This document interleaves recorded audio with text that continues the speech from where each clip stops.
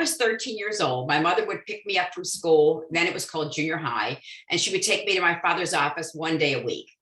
And when I got there, we of course, didn't have even an automatic processor to develop x-rays. We still had the hand dipping the tanks. So I would go there and the dental assistants would take the little paper drinking cups and they'd fill them up with full mouth series from the whole week. And my job was to develop these x-rays and mount them. So at 13 years old, I knew how to mount x-rays. I knew how to look at a mouth and knew what was a molar versus an incisor, et cetera. And then I would work on the recall system. And then it was like a little index card. Every patient had an index card. It went January, February, March, so forth. So I would take the cards for the month that they were due, and I would call the patients and I would book them into an appointment book, a physical appointment book with a pencil. And that was my introduction to dentistry. And then when it was time to go to college, not too many years later, my father says, I'll pay for you to go to college, but you have to come out with something that you'll be able to have as a career. The only thing I won't let you do is be a school teacher because they're a dime a dozen. That was back in 1978. So I said, well, dental hygiene sounds good. I didn't even really know what the hygienist did because I'd worked, as a gopher in the office. And anyway, so I said, well, dental hygiene sounds good. So I wanted a 4-year degree, and most of the schools, as you know, are not 4-year degrees. And University of Maryland, I would have to go to College Park for 2 years and then down to the dental school, downtown Baltimore for 2 years. I wanted the 4-year college experience. So I knew that University of Rhode Island had a 4-year bachelor's program. So that's where I applied and that's where I went. The program is no longer there, but I was there for 4 years, got my bachelor's. And my father had always said, why don't you go to dental school? I said, no, I don't think I can do that. So sure enough, junior year, I'm in the clinic in dental hygiene school. And I said, I don't think I want to do this for the rest of my life. I think I want to go to dental school. My dad says, yeah, I told you. So sure enough, I did not have all the prerequisites. I had to go to summer school 2 summers and take a night class because I didn't have enough chemistry. I didn't have organic or inorganic, and I didn't have physics.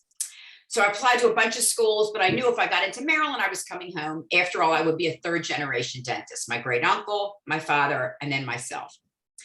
So I got into Maryland. They said, you have to take physics. So the summer between University of Rhode Island and University of Maryland Dental School, I took physics. They said, take it anywhere and pass. So I don't think they let you do this anymore. I went to community college, open book exams. I passed. That was it. Went to dental school. Will tell you, when I went to dental school the first day, I walked in because, I'm not a big giant person. I'm a small person. I guess I looked fairly young. And I walked into the dental school the first day and they said, hygienist that way. And I said, no, I've already been there, done that. I'm going to go to dental school. So I went to dental school. We had 1/3 women in my class. So we had, I think, 118 in the class. 1/3 of those were women. I'd say 1/3 of the women were already hygienists like myself. So I felt like in dental school, my science background was very weak compared to all the mostly guys, some women, who had stronger, they had biochemistry already. I didn't. Just things like that. So it wasn't easy, but all in all, I would say that it was the best 4 years of my life. I was interviewed recently by the Fee for Service Dentist podcast. And when they asked me if you could go back in time, what period of time would you go back to? And I said dental school. And he was like shocked. But I will say it was probably some of the best years of my life. Wasn't easy, but I'm really glad I did it. So I did not specialize. I didn't even end up doing a residency because I felt like, this was my residency. This was my postgrad because I already finished hygiene school. So I went into practice with my father. My father practiced close to an hour from where I lived each way. But at that point I had met my husband and he was working in Baltimore and I was used to living in Baltimore because that's where I went to school and I did not want to move or be in Annapolis to practice. So I worked for some other people part-time in the Baltimore area, worked with my father. And I worked with my father for a long time. I got married, I had 2 children. So, I was flexible to some degree, but my father was the one who was really flexible because they would go away more and more and I would man the ship. So my father, again, after many years, and my mother worked in the practice. And by the way, we're Stan, Fran, Joanne. So we were all in the practice together. My mother was office manager. After 18 years, it was about time for Dad to retire. 18 years that I had been in practice. And I found a small practice for sale in my area in Owings Mills, Maryland. Literally 7 minutes from where I live and 7 minutes from where my kids went to school. I bought the practice from a man that I knew. He had 2 offices and he wanted to become a real boutique dental practice. He had been to LVI and he, wanted to just focus on one office, and I bought this office. But I had to share space with another woman. And I didn't know at the time that we had very different patient population, very different philosophies. I bought his patients. She already had her patients. She was working out of his office, and we shared the space together. My lease was for 6 years.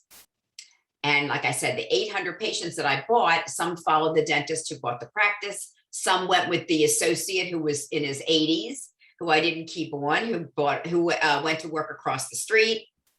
And I ended up with about 200 patients. And then I realized that the woman I was sharing space with, it was not going to work out. And I had 6 years left on a lease.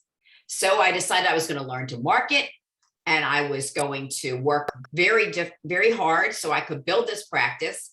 And 1 year left in my lease. So after I'd been in this practice for 5 years, this time, when I first took over the practice, since I'm a hygienist, I did not keep the hygienist, and I did my own hygiene for a while. Then I hired a hygienist, and I built my dream practice across the street. So I was with this other woman for 5 years, went across the street, built my dream practice, which was 5 operatories at the time.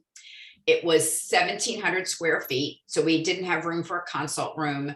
I had a hygienist at that point, full time. Then I took another hygienist and was growing at this point. Did lots of marketing, even tried some external marketing, internal marketing. We did a little ground marketing. We did digital marketing, reputation marketing, all these kinds of things, which is some of the things that I lecture on now, all the different ways to market. And then it was time to take an associate because I was getting busier and busier, but I didn't have a lot of room.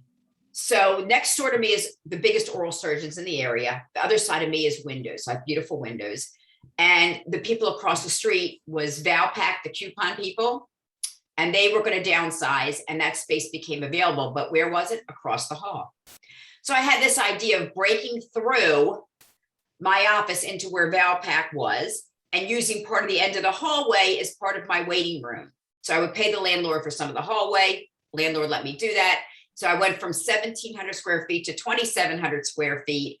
And now I have 8 operatories, and I have a full-time associate and a part-time associate. And very recently I've cut back from 4 days a week to about 2.5 days a week. That's kind of my story.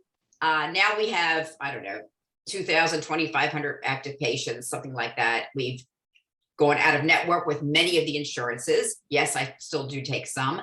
I have a membership plan in my practice, and I'm a big marketer still, constantly marketing. I do a lot of social media marketing. I study a lot of social media marketing, and I've worked on my brand, not only my professional brand, but I've worked on my personal brand. And you can follow me on Instagram, Facebook. I'm posting all the time on stories. I do posts, some reels, getting more into reels, all those kinds of things. And have a great marketing company that is bringing lots of new patients in. And I'm trying to give almost all those new patients to my associates, because as I tell everyone, I don't play golf, but I am on the back nine.